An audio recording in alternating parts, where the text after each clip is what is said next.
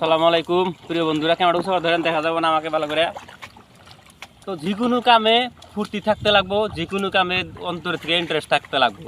বর্তমান দেখেন, ভালো করে দেখা দেন অল্প দেখেন, এই যে বিশাল দাগটা একদম শালি ধানে ভরপুর হয়ে যাবে কিছুদিন পরে।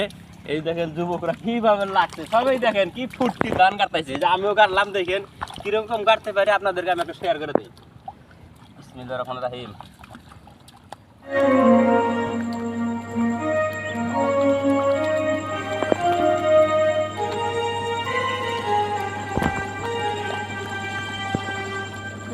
তো যাই হোক, ক্যামেরাম্যান সবাইকে একটু দেখা দেন, হাত কীভাবে চালু করছি ওই দিক থেকে একটু ভালো করে দেখা দেন।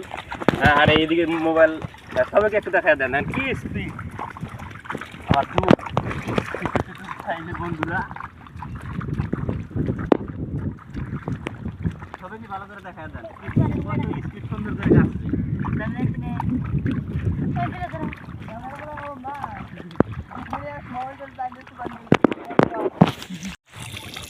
তো যাই হোক দর্শক, কাম আসলে কোনোটা ছোট বড় না।